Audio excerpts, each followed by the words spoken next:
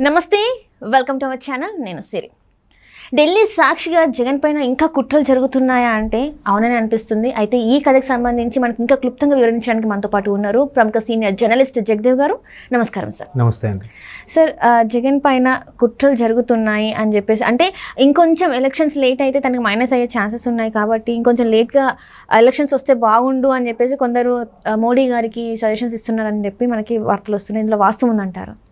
అంటే ఇది ఏ పార్టీ వాళ్ళు ఆ పార్టీకి ఫేవర్గా మాట్లాడుకుంటారు కదండి, అలా మాట్లాడుతున్నట్టు అనిపిస్తుంది. అంటే ఒక వైసీపీ వాళ్ళు క్రియేట్ చేసిన ఫోబియా అనేమో నా ఫీలింగ్. ఎలా అంటే ఇప్పుడు జగన్మోహన్ రెడ్డి గారు ముందే ఎన్నికలు అవ్వాలని ఆలోచించారంట. అప్పట్లో చంద్రబాబు నాయుడు గారు అరెస్ట్కి ముందు అరెస్ట్ టైంలో ఆయన లోపలే ఉంటుండగా ఎన్నికలు అయిపోతే బాగుండు అన్నట్టు కూడా కొన్ని వార్తలు వచ్చాయి. Last 2023 October, November, maximum December లోపు అయిపోవాలని. సో అలా అయితే ఆయన మళ్ళీ ఏకఛత్రాధిపత్యంగా గెలిచేస్తారు, వచ్చేస్తారని కూడా అనుకున్నారు. బట్ అది అవ్వలేదు. అంటే ఈ తెలంగాణ స్టైల్లో ముందుకు జరిపించారు, ముందస్తు ఎన్నికల్లాగా. అలాగే ఇప్పుడు ఇంకా లేట్ అవుతుంది, కొద్దీ టెన్షన్ పట్టుకుంది. ఎందుకు టెన్షన్ పట్టుకుంది అంటే సమ్మర్ వచ్చేదంతా సమ్మర్ అంటే ఖచ్చితంగా సిటీస్లో కాకపోతే రూరల్ ఏరియాస్లో ఖచ్చితంగా పవర్ కట్స్ ఉంటాయి. రోజుకి 6 గంటలనో 8 గంటలనో 4 గంటలనో లేదా ఉదయం 2 గంటలు సాయంత్రం 2 గంటలనో ఉంటాయి. ఆటోమేటిక్గా నీటి ఎద్దడి కూడా ఉంటుంది కదా. సో దాన్ని బేస్ చేసుకొని ఇంకా లేట్ చేస్తే వీళ్ళకి ఇబ్బంది అని కావాలనే సెంట్రల్ గవర్నమెంట్ లేట్ చేస్తుందని దానికి బాబు గారే మోదీకి సజెస్ట్ చేశారన్నట్టుగా కూడా ఒక రకమైన వార్తను క్రియేట్ చేశారు. అంటే ఇక్కడ ఐఏఎస్ ఆఫీసర్స్ పేర్లు కూడా వినిపిస్తున్నాయి. వాళ్ళు కూడా ఫోన్ కాల్స్ చేసి మాట్లాడారు. ఎట్లా అంటే ప్రతి ఒక్కరికి కూడా ఒక టీం ఉంటుంది. ఇప్పుడు ఎంత పెద్ద దేశమైనా వాళ్ళకి గూఢచారులు అంటారు. ఎంత వరస్ట్ దేశం ఇప్పుడు పాకిస్తాన్ ఉంది, పాకిస్తాన్ ఎంత ఇదైనా కూడా అరే అది తప్పురా, అలాగే తీవ్రవాదం తప్పు, చంటి పిల్లలను కూడా మీరు చంపేస్తున్నారని చెప్పినా కూడా వాళ్ళకు కూడా నమ్మశక్యంగా పనిచేసే వాళ్ళు ఉంటారు. అదొక రకమైన మోసలో బతికేస్తుంటారు వాళ్ళంటారు. సో అట్లాగా ఎవరికైనా సరే వాళ్ళకి సపోర్ట్ చేసేవాళ్ళు ఉంటారు, వీళ్ళకి సపోర్ట్ చేసేవాళ్ళు ఉంటారు. అఫ్ కోర్స్ మంచికి ఎక్కువ మంది సపోర్ట్ చేసేవాళ్ళు ఉంటే చెడుకి అతి తక్కువ మంది సపోర్ట్ చేసే ఉంటారు, అక్కడక్కడ కనిపిస్తారు. మేబీ ఆయన హయాంలోనో లేకపోతే ఆయన అంతకుముందు కాంగ్రెస్ హయాంలో పనిచేసినప్పుడు కొంతమంది ఫేవర్గా ఉండే ఐఏఎస్ ఆఫీసర్స్ ఫోన్ చేసి చూచాయిగా చెప్పినట్టుగా ఇన్ఫర్మేషన్. ఇప్పుడు ఏదైతే భయం పట్టుకుందో already TDP, Janasena alliance, BJP కూడా వీళ్ళతో పొత్తు పెట్టుకుంటే ఇంకా మేము ఏకాగ్ర అయిపోతామనే ఫీలింగ్ ఉంది కదా. ఆల్రెడీ ఏమంటున్నారు, సింహం అన్న ఎక్కడికి వచ్చినా సింహం సింగిల్గానే వస్తాడు, మీరే గుంపులుగా వస్తారు అని అన్నారు. దానికి తోడు పాట కట్టారు. అంటే జెండాలు జత కట్టడమే మీ ఎజెండా, జగన్ గుండెల్లో నిలుపుకోవడమే మా ఎజెండా అని ఏదో పాట ఉంది. అంటే మీరందరూ కలుస్తున్నారు, మమ్మల్ని ఒక్కడిని చేసేసి అటాక్ చేయాలనుకుంటున్నారని దానికి ఆద్యం పోసే విధంగా, దానికి అవును అనిపించే విధంగా ఈ రకమైన వార్తలను తెర మీద తీసుకొచ్చారని నా అభిప్రాయం. మరి అప్పుడు ముందు అయిపోవాలనుకున్నా ముందు అయిపోతే మీకు ఫేవర్గా ఉంటే ఓకేనా? ఇప్పుడు లేట్ అయ్యేసరికి మీ పరిపాలన విషయంలో, మీ పథకాల విషయంలో భయం పట్టుకుంది కాబట్టి ఇంకా లేట్ అయితే అరే ఇప్పటికే రోడ్లు బాగాలేవు, పవర్ కట్లు, వాటర్ ప్రాబ్లం ఇవన్నీ అయితే మనకి ఇంకా మైనస్ అయిపోతుందనే భయం అయితే ఉంది కదా. బయటికి ఆ భయాన్ని కప్పిపుచ్చుకోవడానికి ఇన్ని రకాలైన ఇవి అల్లుతున్నారని నా అభిప్రాయం. సో మోదీ బాబు కలిసి కుట్ర పన్నుతున్నారు, మీకు ఇంకా లేట్ చేయాలని చూస్తున్నారు అన్న. ఇంకా అంత లేట్ చేస్తారు? ఆల్రెడీ ఒకవేళ త్వరగా వచ్చేస్తే ఇప్పటికి వచ్చేయాలి, ఇంకా రాలేదుగా. ఏప్రిల్ 16 or 19 అంటున్నారు ఏంటిది పోలింగ్.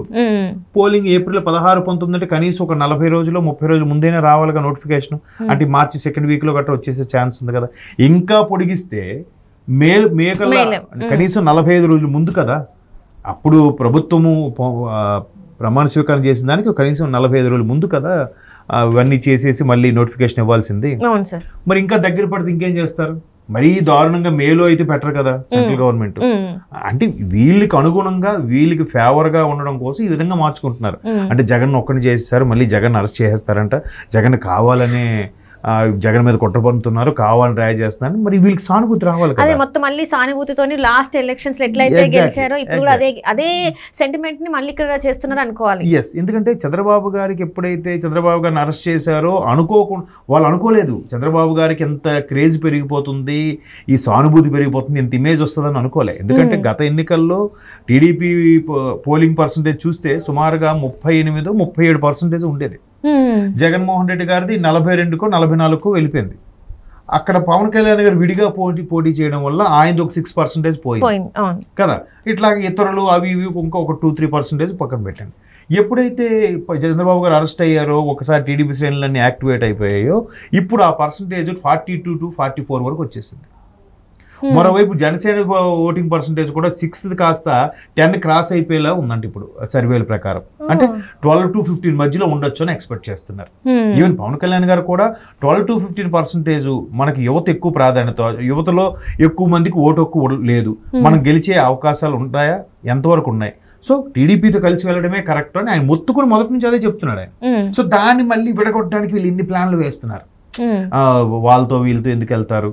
ఇప్పుడు నిన్న కూడా కొడాల నాని గారికి క్వశ్చన్ ఏం వేశారు, సార్ మీరు సెక్రటేరియట్ కూడా తాకట్టు పెట్టారట కదా అని అడిగితే దానికి సంబంధించి సమాధానం చెప్పాలి. కానీ చంద్రబాబు ఆడు వేస్ట్ గాడు, ఆడు ఇంతకుముందు పెట్టలేదా చేయలేదా, వాడికి చేత కాకే పవన్ కళ్యాణ్ గోడుతో టైఅప్ అవుతున్నాడు, వాడికి సిగ్గులేదు, సంబంధం లేదు. వీళ్ళు బాధ ఏంటంటే వాళ్ళిద్దరు కలిసిపోయారు, వాళ్ళ ఓటింగ్ పర్సంటేజ్ పెరిగింది, వాళ్ళే వచ్చేస్తారని అన్ని సర్వేలు చెప్తున్నాయి. ప్రశాంత్ కిషోర్ లాంటి వ్యక్తి వాళ్ళు పనిచేసినా కూడా ఓపెన్ గా డామ్ షూర్ ఓడిపోతుందని కూడా చెప్తున్నారు. అంటే అదే మొన్న జరిగిన టీవీ దాంట్లో అంటే ఏదైతే జరిగిందో అందులో చాలా లీస్ట్ గా వస్తాయి. అంటే ఇంతకుముందు 151 సీట్లతో గెలిచిన జగన్ గారు ఈసారి 30-40 సీట్లు కూడా వచ్చే అవకాశం లేదు అని చెప్పి. ఈ రోజు విశాఖ సభలో చూస్తే జగన్మోహన్ రెడ్డి గారు ఏం మాట్లాడుతున్నారు, ఖచ్చితంగా ఇక్కడే ప్రమాణ స్వీకారం చేస్తాను, ఇదే క్యాపిటల్. మరి ఈ గడిచిన 4 ఏళ్ళు ఏం చేశారు, ఎందుకు మార్చలేదు అక్కడ క్యాపిటల్? అదే రాజధాని అని కూడా చెప్తున్నారు కదా, ముందు ఎందుకు మార్చలేదు అంటున్నాను. ఇదే ఇల్లు అక్కడ కట్టుకొని ఉండొచ్చు కదా.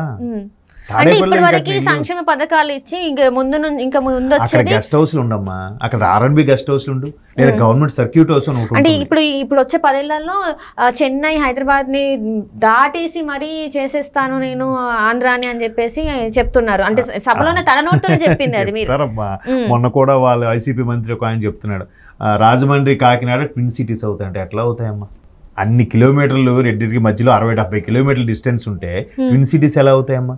మహా 10 మ్యాక్సిమం 30 కిలోమీటర్ల వరకు ఉంటే ట్విన్ సిటీస్ అయ్యే ఛాన్సెస్ ఉన్నాయి. అది కూడా ఇప్పుడు ఓవర్ ఏ పీరియడ్. ఇప్పుడు ఈరోజు పటాన్చేరు దాటేసి బీరంగూడ వరకు సిటీ వెళ్ళిపోయిందంటే ఎన్నేళ్లలో వెళ్ళింది బీరంగూడ? నాకు తెలిసి కరోనా టైంలో మా కజిన్ ఇల్లు కట్టుకున్నప్పుడు బీరంగూడలో అక్కడొక ఇల్లు అక్కడొక ఇల్లు చూశాను 2020లో మాట. ఇప్పుడు ఎక్కడ ఎలా ఉందమ్మా? అంటే జస్ట్ 4 years పట్టింది, 4 years 5 years పట్టింది బీరంగూడ వరకు వెళ్ళడానికి. ఏది BHCL పటాన్చేరు దాటి బీరంగూడకి వెళ్ళడానికి ఎన్నేళ్ళు పట్టింది? 4 years పట్టింది. 4 years ఏది పటాన్చేరు నుంచి బీరంగూడ వెళ్ళడానికి. మరి అదే మియాపూర్ నుంచి బీరంగూడ వెళ్ళడానికి ఎన్నేళ్ళు పట్టింది? ఒక 20 ఏళ్ళు పట్టుంటుందా కదా.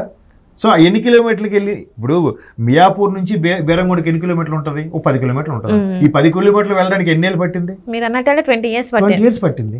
మరి 5 ఏళ్లలో చెన్నైని హైదరాబాద్ అని ఏమో, చెన్నై మహానగరం అమ్మ, హైదరాబాదే చెన్నై ముందు జూజూబి తెలుసా మీకు? చెన్నై పట్టణం 1850లోనే 1840లోనో 50,000 జనాభా ఉండే మహానగరం అది భారతదేశంలోనే. సౌత్ అంతటికి అదే హబ్బు. అంతటికి ఎప్పుడు హైదరాబాద్ రీచ్ అవ్వలేదు. Hyderabad 7th metropolitan city, major metropolitan city. అది 4th ప్లేస్లో ఉంది. అది ఎప్పుడు దాటేద్దామా హైదరాబాద్ని? వైజాగ్ని దాటమనండి, విజయవాడని. జనాభా పరంగా చూడండి, నేను మాట్లాడాను కాదు. వైజాగ్ జనాభా ఓటర్ల సంఖ్య చూస్తే 20 లక్షల మంది ఎంతమంది ఉన్నారు, విజయవాడ ఎంతమంది ఉన్నారు చూడండి ఒకసారి. 12 లక్షలు 15 లక్షలు ఉంది. వైజాగ్నే దాటలేదు విజయవాడ. అంటే ఇప్పుడు హైదరాబాదు ఓన్లీ పాపులేషన్ చూస్తే 1.5 crore, ఓట్ల పరంగా చూస్తే 1,20,00,000 దాకా ఉన్నారు, 1,10,00,000. మరి అక్కడ వైజాగ్ ఎంతమ్మా? 20 నుంచి 22 లక్షలు మహా ఉంటుంది. అంటే ఎన్ని రెట్లు పెద్దమ్మా 1,20,000 అంటే? 6 రెట్లు పెద్ద, 6 రెట్లు పెద్దది. 6 రెట్లు జనాభాకి కల్పించే మౌలిక సదుపాయాలు ఇవన్నీ ఎప్పుడు కల్పిస్తారమ్మా? 5 ఏళ్ళ జరిగే సాధ్యమేనా?